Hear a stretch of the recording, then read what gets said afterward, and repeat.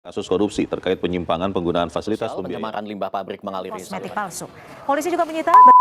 Melihat adanya kasus-kasus yang telah terjadi di beberapa perusahaan tersebut telah memberikan gambaran bahwa penting halnya sebuah bisnis untuk menekankan tentang etika dalam berbisnis. Nah, dalam video kali ini saya akan membahas seputar etika bisnis mulai dari definisi etika bisnis sampai dengan sumber-sumber dan juga nilai di dalam perilaku etika. Nah, untuk pembahasan yang pertama yaitu mengenai etika bisnis, yang mana etika bisnis dapat diartikan sebagai prinsip moral yang baik dan benar berdasarkan moral yang dilakukan ketika menjalankan bisnis. Adapun prinsip dalam menjalankan etika bisnis mencakup integritas, tanggung jawab, serta prinsip keadilan.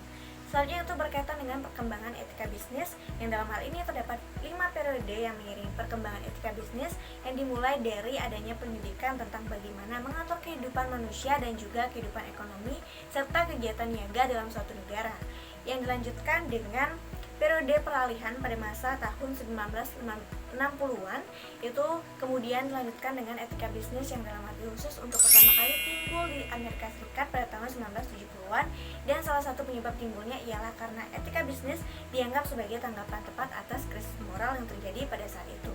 Selanjutnya pada periode 1980-an, etika bisnis mulai meluas ke negara Eropa, dan pada periode terakhir yaitu tahun 1990-an, etika bisnis sudah menjadi jelas dan semakin berkembang. Selanjutnya yang itu berkaitan dengan perilaku tidak etis, perilaku yang menurut keyakinan seseorang dan norma-norma sosial dianggap salah atau buruk. Adapun faktor yang mendorong perilaku tidak etis ialah adanya kesempatan dan bisa juga disebabkan karena tidak adanya konsekuensi terhadap pelaku tidak etis, terutama dalam hal pengungkapan. Selanjutnya berbicara mengenai teori-teori dalam etika bisnis. Yang pertama ada teori utilitarisme. Teori ini membahas mengenai optimalisasi pembuatan keputusan individu untuk memaksimalkan manfaat dan meminimalkan dampak negatif, yang mana manfaat tersebut ditunjukkan kepada sebagian besar masyarakat atau konsumen di dalam bisnis. Yang kedua yaitu teori deontologi. Teori ini membahas mengenai kewajiban individu untuk memberikan hak kepada orang lain, sehingga dasar untuk menilai baik atau buruk suatu hal harus didasarkan pada kewajiban, bukan konsekuensi perbuatan. Yang ketiga yaitu teori hak. Menurut teori hak, suatu tindakan atau perbuatan dianggap baik apabila perbuatan atau tindakan tersebut sesuai dengan hak asasi manusia, yang mana hak asasi manusia didasarkan atas beberapa sumber otoritas, yaitu hak hukum, hak moral atau kemanusiaan, dan hak kontraktual. Yang keempat yaitu teori keutamaan. Jadi teori keutamaan ini itu berdasarkan dari manusianya, yang mana teori ini tidak lagi mempertanyakan suatu tindakan, tetapi berkaitan tentang sifat-sifat atau karakter yang harus dimiliki oleh seorang agar bisa disebut sebagai manusia yang utama, yang memungkinkan seseorang tersebut untuk selalu bertingkah laku yang secara moral dinilai baik. Nah, selanjutnya berbicara mengenai perilaku etis dan tidak etis dalam kehidupan sehari-hari, yang mana perilaku etis merupakan perilaku yang sesuai dengan norma sosial yang diterima secara umum. Contoh, berperilaku jujur dan tanggung jawab dengan bertakwa kepada Tuhan Yang Maha Esa, menghargai antar sesama umat, menjaga kebersihan lingkungan sekitar, dan lain sebagainya.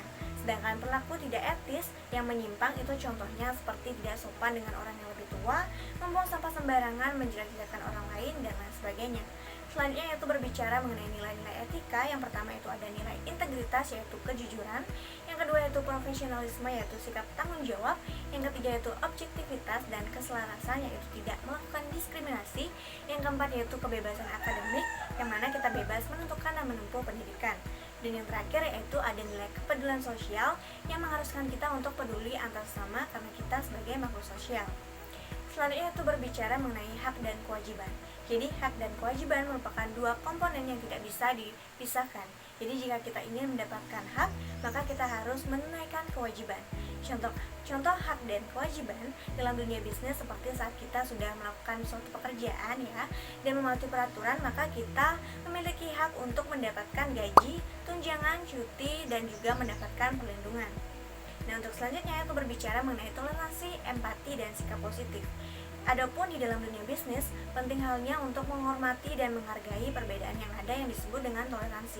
Selain itu, empati juga sangat penting agar kita mampu merasakan apa yang dirasakan oleh orang lain dan mampu memberikan respon yang tepat dalam segala situasi.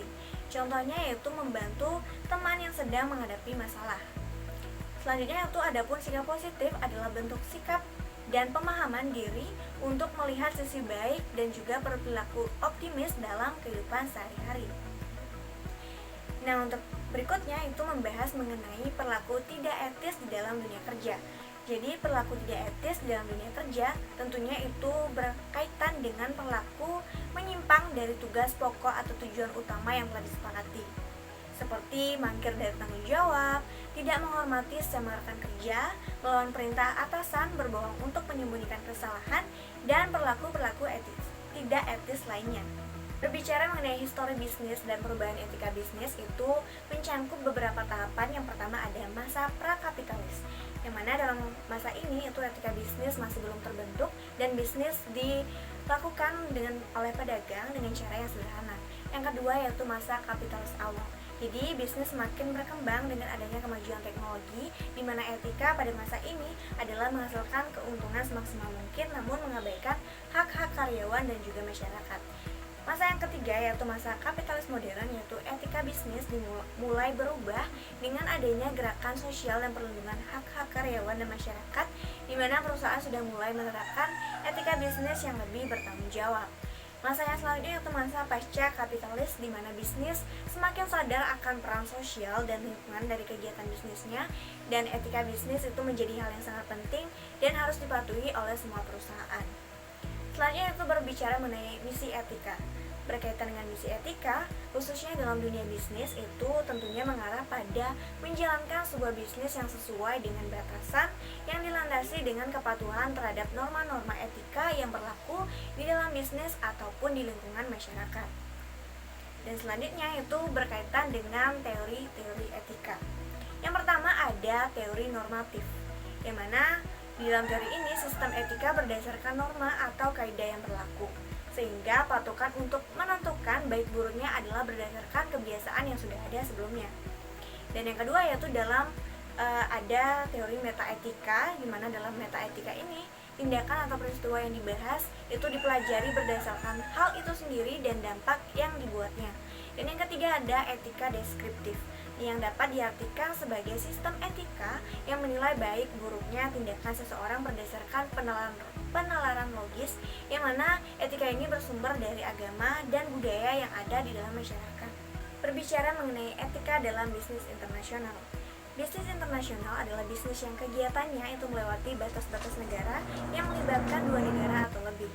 Salah satu cara agar perusahaan dapat memastikan bahwa mereka berperilaku etis dalam bisnis internasional adalah dengan mengembangkan kode etik, yakni dokumen formal yang menguraikan komitmen perusahaan terhadap perilaku etis dan menetapkan pedoman khusus tentang bagaimana karyawan harus berperilaku dalam situasi yang berbeda. Selanjutnya itu berbicara mengenai whistleblowing, adalah suatu tindakan pelaporan atau kecurangan suatu oknum dalam perusahaan atau organisasi. Adapun keuntungan jika seseorang menjadi whistleblower, yakni mampu merombak perilaku tidak etis menjadi etis, sehingga mampu mengurangi risiko serta mampu melindungi perusahaan. Namun di sisi lain, terdapat kemungkinan bahwa akan ada pemutusan kerja terhadap whistleblower yang bisa disebabkan karena adanya pemimpin yang tidak mau dievaluasi. Dan yang terakhir yaitu sumber-sumber dan nilai dalam perilaku etika. Yang pertama ada agama. Dalam agama, pelaku bisnis akan menjalankan bisnisnya sesuai dengan etika dan moral yang baik. Dengan demikian, agama sebagai sumber etika dianggap relevan untuk diterapkan dalam kegiatan bisnis. Yang kedua yaitu filosofi. Filosofi bisnis adalah kepercayaan dan prinsip yang dimiliki perusahaan dalam melakukan kegiatannya yang menjelaskan tujuan perusahaan secara keseluruhan agar bisnis dapat berjalan dengan efektif. Yang ketiga yaitu ada budaya, yang merupakan sebuah warisan dari satu generasi ke generasi yang lain, yang mana dalam hal ini sebuah bisnis perlu mempelajari budaya yang berlaku di suatu daerah sehingga mampu melakukan penyesuaian terhadap budaya tersebut. Yang terakhir yaitu ada hukum, yang merupakan perangkat aturan yang dibuat oleh pemerintah untuk menjamin kelangsungan hidup berbangsa dan bernegara. Pada umumnya, pembisnis lebih menerapkan hukum sebagai cermin etika mereka, yang mana disebabkan karena kejelasan mengenai aturan-aturan serta hukuman yang diterapkan oleh perangkat hukum memiliki kedudukan yang lebih konkret ketimbang hukum yang hanya bersifat moral. Nah, sebagai tambahan, jika suatu bisnis menerapkan etika yang baik, maka bisnis tersebut akan mampu membangun kepercayaan konsumen sehingga selanjutnya mampu untuk menciptakan sebuah bisnis yang memiliki daya saing. Baik, sekian pembahasan seputar etika bisnis. Saya mohon maaf apabila saya terdapat salah kata dan saya tutup dengan mengaturkan terima kasih.